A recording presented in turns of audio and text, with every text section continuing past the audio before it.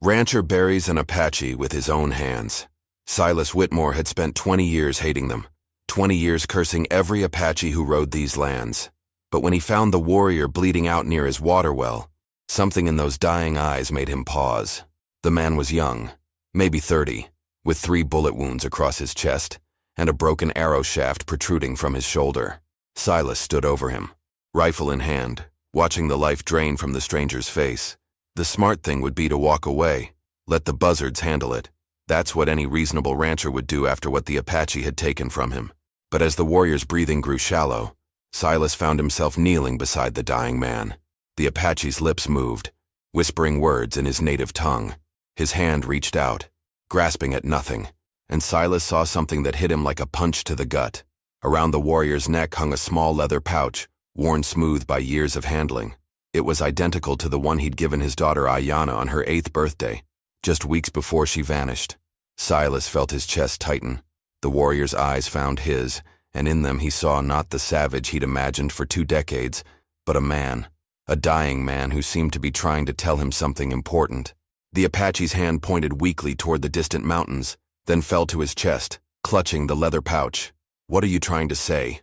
Silas whispered, but the warrior's eyes had already glazed over. For 3 hours, Silas sat beside the body. He thought about leaving it for the animals, thought about dragging it off his land and forgetting he'd ever seen it. But every time he looked at that leather pouch, he saw Ayanna's face, 8 years old, laughing as she tied the matching pouch around her waist, promising to keep his lucky stones safe forever. As the sun began to set, Silas made a decision that went against everything he'd believed for 20 years. He lifted the warrior's body and carried it to the hill behind his house. With his own hands, he dug a grave in the hard earth. He wrapped the body in his best blanket, placed stones in a circle around the grave, and said a prayer he hadn't spoken since Ayanna disappeared. When he finished, exhaustion hit him like a hammer. But as he walked back to his house, Silas couldn't shake the feeling that he'd just changed something fundamental, something that had been broken for 2 decades.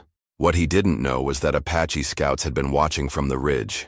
They'd seen everything, and in 3 days, they would return with something that would shatter every assumption Silas had built about that terrible day 20 years ago.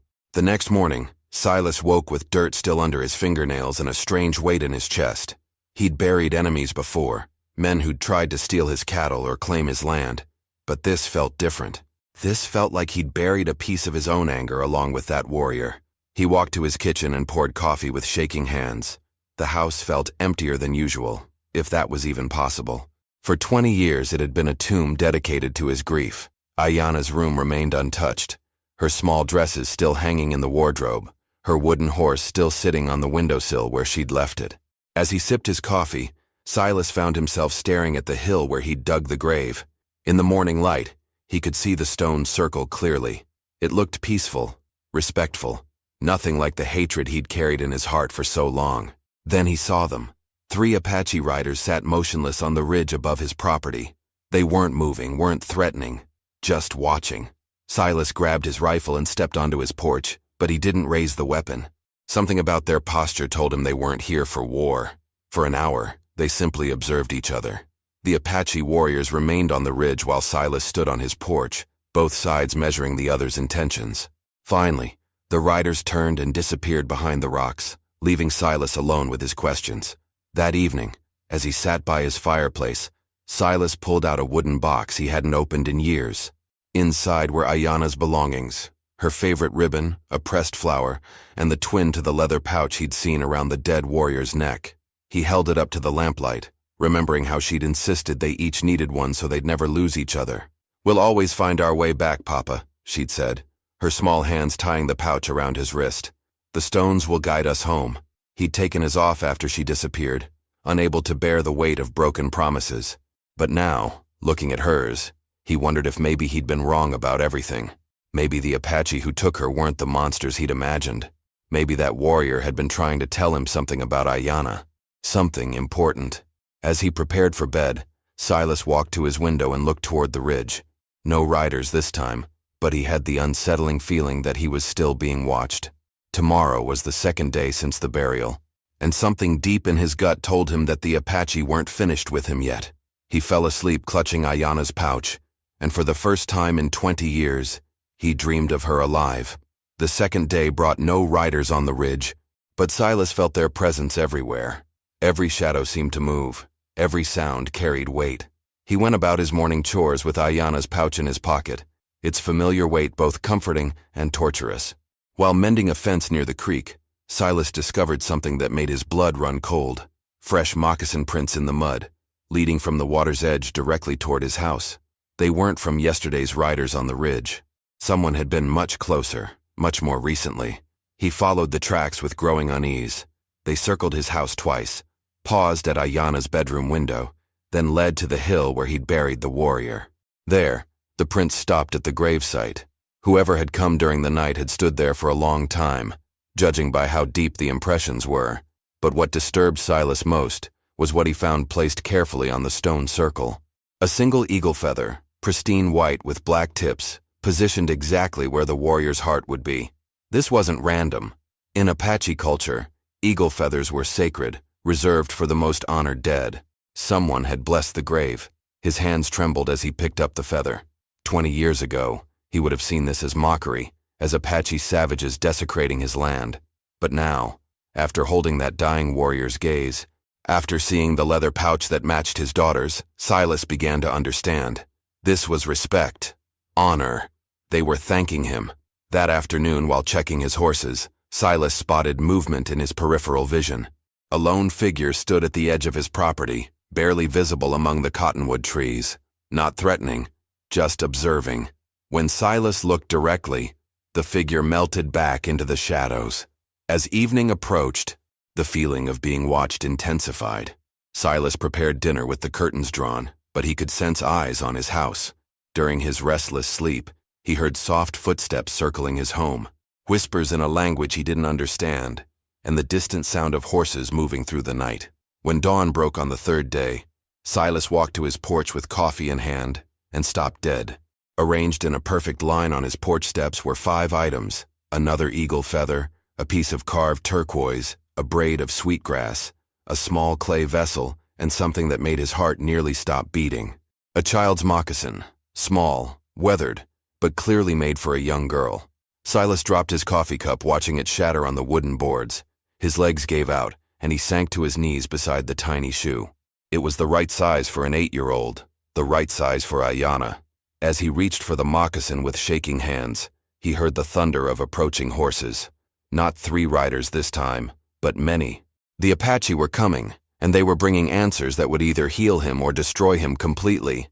8 Apache warriors rode into Silas's yard with the morning sun at their backs.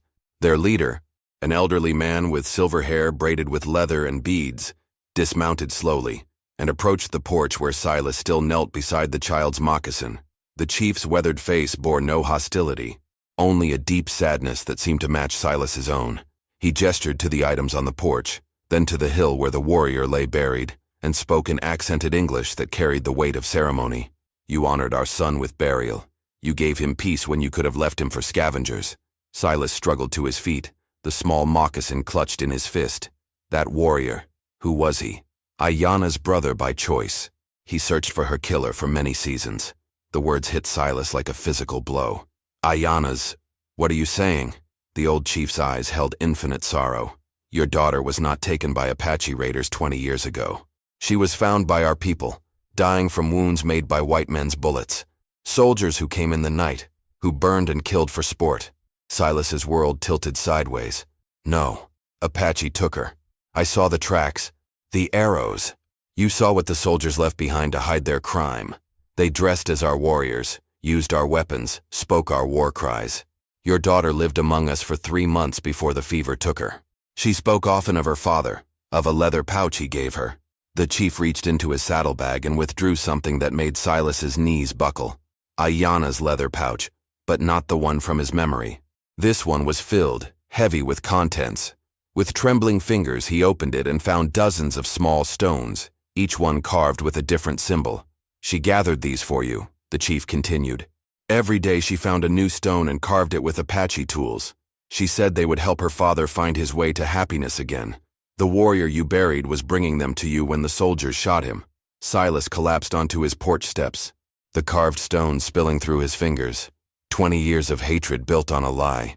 20 years of cursing innocent people while the real killers had probably been celebrated as heroes. Where? His voice cracked. Where is she buried? In the sacred canyon beneath the waterfall where children's spirits play forever. She rests with honor among our people. She was adopted by my own family. My granddaughter loved her as a sister. If you were Silas, what would you do? Demand to see her grave and risk reopening wounds that might never heal, or trust that she found peace among people who cared for her? Tell me in the comments. I need to know which side you'd choose. Because what Silas decided next would determine whether this story ended in healing or deeper anguish. The chief waited patiently as Silas wept over the stones, understanding that some wounds can only be healed by time and truth, no matter how painful that truth might be. Silas looked up at the chief through tears that had been 20 years in the making. I want to see her grave. I need to tell her I'm sorry. The old Apache nodded slowly. The journey is hard. 2 days through canyon paths that white men rarely travel. But if your heart is strong enough to bear the truth, we will take you to her. Without hesitation, Silas gathered supplies for the journey. The other warriors watched silently as he packed water, food, and blankets. One of them, a younger man with a scar across his cheek, approached and spoke quietly to the chief in Apache. The elder's expression grew troubled. Dakota warns that soldiers patrol those canyons now. The same unit that killed your daughter still hunts our people. If they find us together, they will assume you are our prisoner and attack. Silas stopped packing and looked directly at the scarred warrior. Then we'll avoid them. I've lived in these mountains longer than those soldiers have been alive. The chief studied Silas's face for a long moment. You would risk your life to visit the grave of a daughter who died among strangers. She wasn't among strangers, Silas replied, his voice steady for the first time in days. She was with family. Family I was too blind with hatred to recognize. They rode out within the hour, Silas on his old bay mare alongside 8 Apache warriors, who had every reason to distrust him. As they climbed into the higher elevations, the chief rode beside him and shared stories of Ayana's time with the tribe. She had learned to weave baskets from the women, had helped tend the horses, and had insisted on learning Apache words so she could properly thank her caregivers. Even while sick with fever, she had worked on the carved stones, determined to complete her gift for the father she missed desperately. She never blamed you for not finding her, the chief said as they navigated a narrow ledge. She knew you would search. She said her father was the bravest man in the world, and that someday he would understand why the spirits had brought her to us. As the sun reached its peak, they stopped to rest at a hidden spring. Silas watched the warriors water their horses and realized something profound had shifted inside him. The men he'd spent decades hating were now protecting him, guiding him toward closure he'd never dared hope for. But their peaceful moment shattered when Dakota returned from scouting ahead. His face was grim as he reported to the chief in rapid Apache. The elder's expression darkened. "Soldiers," he translated for Silas. "A full patrol, camped directly across our path to the sacred canyon. They carry the same flag as those who killed Ayana 20 years ago. If you're enjoying the story, subscribe to the channel." The scarred warrior pointed toward the distant smoke of their campfire, and Silas felt a cold rage building in his chest. After 2 decades, he was about to come face to face with his daughter's real killers. The chief wanted to turn back, to wait until the soldiers moved on, but Silas had a different idea. As they crouched behind the rocks overlooking the military camp, he studied the blue uniforms and felt something dark and primal stirring in his chest. "How many?" he whispered to Dakota. 12 soldiers. Same number as the night they came to your ranch 20 years ago. Silas's jaw clenched. "You were there?" "I was young, but I remember.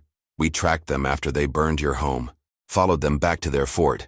Their captain wore a silver eagle on his hat, just like the man down there."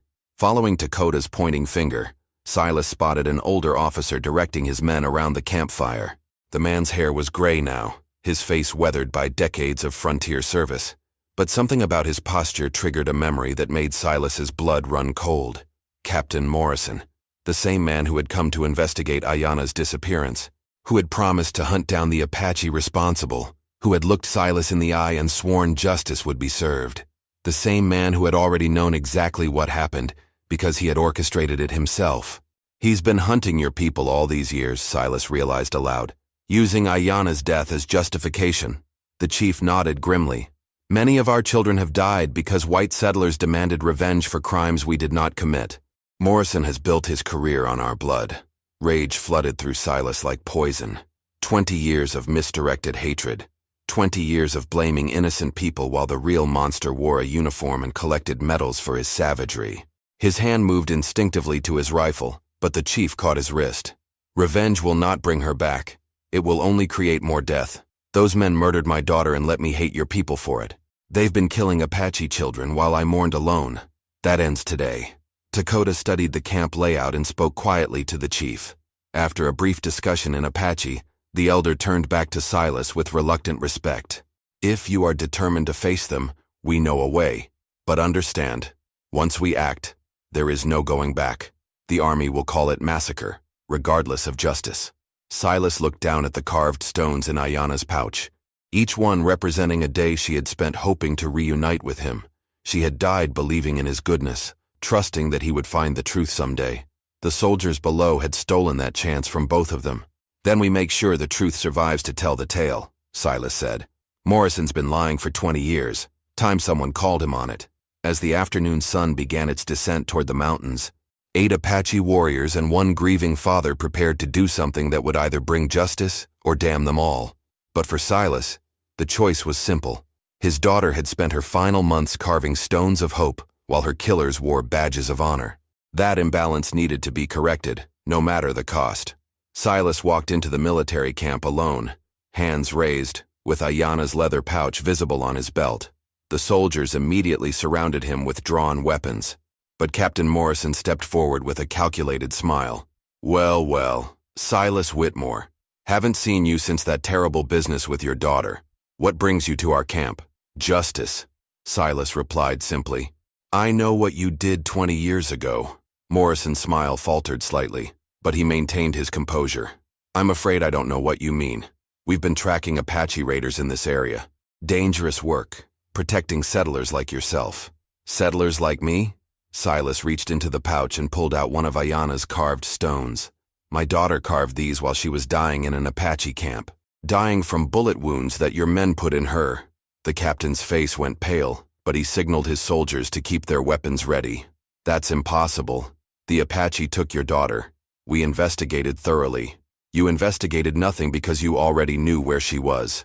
You left Apache arrows and moccasin prints to cover your tracks after your men shot an 8-year-old girl during one of your raids on innocent families. Morrison's hand moved to his sidearm. You're talking nonsense, old man. Grief has made you. Dakota, Silas called out. From behind every rock and tree around the camp, Apache warriors emerged silently. Arrows knocked and aimed at the soldiers' hearts. The military men spun in panic, realizing they were completely surrounded. Dakota was there that night, Silas continued, his voice steady and cold. He watched your men burn homesteads and blame it on Apache raids.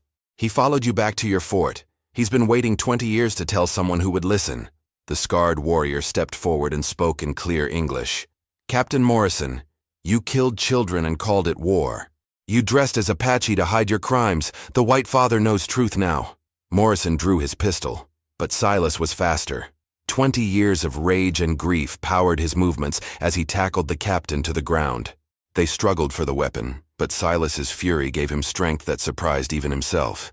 My daughter died calling for me while you collected medals for hunting her killers, Silas roared, wrestling the gun away. She spent her last months carving stones to help me find happiness, while you built a career on lies. The fight ended when Morrison's own weapon discharged into his chest. As the captain lay dying, Silas held up Ayanna's pouch where he could see it. She forgave you before she died, Silas said quietly. Said the spirits brought her to people who would love her. But I'm not as forgiving as my 8-year-old daughter. The remaining soldiers, outnumbered and leaderless, surrendered without further violence. The Apache warriors collected their weapons while Silas stood over Morrison's body, finally feeling the weight of 20 years' hatred lift from his shoulders. 3 days later, Silas knelt beside Ayanna's grave in the sacred canyon. The waterfall sang behind him as he placed each carved stone around her burial site, completing the gift she had tried to give him decades earlier.